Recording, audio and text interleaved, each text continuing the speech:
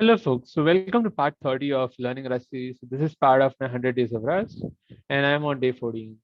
So, the last exercise that we looked at was move semantics 4. So, I'm just going to go ahead and remove this. I'm not done, and look at what the next exercise is all about.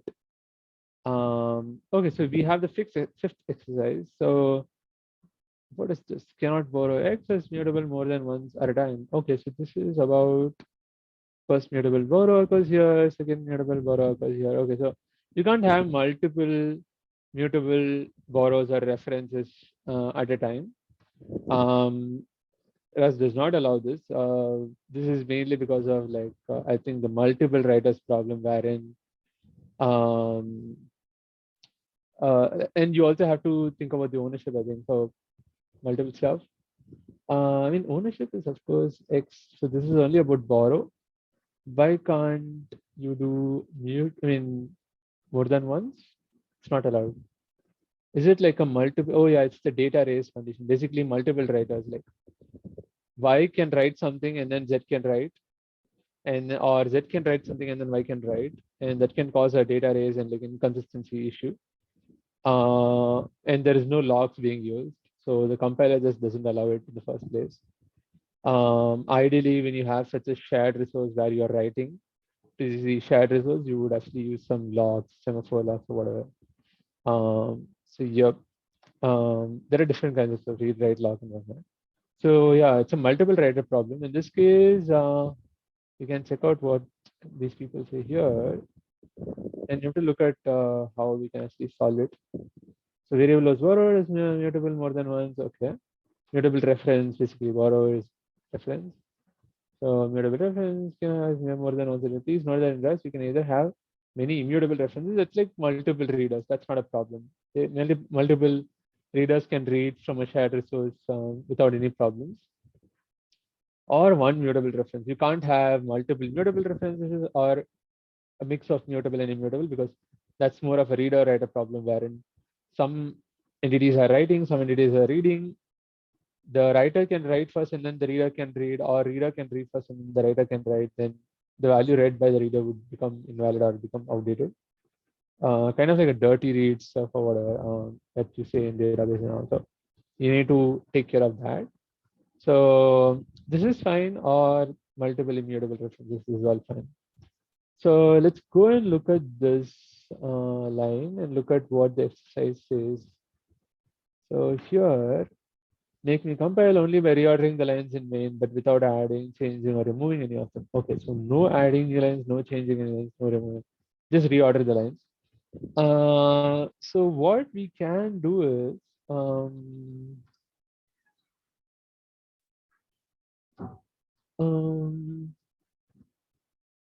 maybe we can say put this down here. Yeah, does that work? Awesome, so it works. So what happened here, right? So you basically used Y, and after this, Y is never used, right? Let's say you use Y somewhere over here. Let's say I do a print line or something, right? Print Y. Then it's going to be a problem, right? So now if you see format argument, let's see, okay, oops, I should provide this. Now there's going to be an error. Yep. So here, if you see, cannot borrow X as mutable more than once at a time. First mutable reference is here, and then it's modified here. Another mutable reference, and then you, show the value of Y over here. This is a reference to X, and then you also mutate X 100, like plus 100. But Z can also mutate like X now, and the value of Y would become now say after this this 100. So initially what's the value? 100, 100 less 100, 200, and then 1200. So this might show up like 2000, like 1200.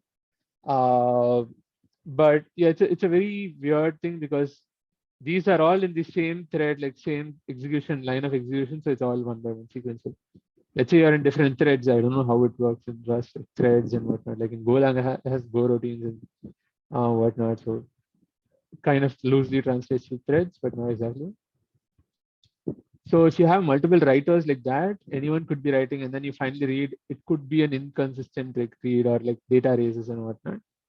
So you wouldn't want to actually use it elsewhere. If you like, basically at a point in time, there should only be one mutable reference. So till here, there's one mutable reference, and then after this, y is not used, so all good. And then from here, another mutable reference is created until here it's used, and then that's all. So that's pretty cool. So I'm just going to go ahead and like check out if there's anything else here. So 1200 pretty much works well. Like, so you can see that 100, and then you do plus 100, which is 200, and then you do here plus, I mean, 200, so x becomes 200 and y is also 200, and then later you do plus 1000, so 1200. So you can see that here. Cool. So I think this was a pretty straightforward exercise. So I'll see you in the next one. Bye bye.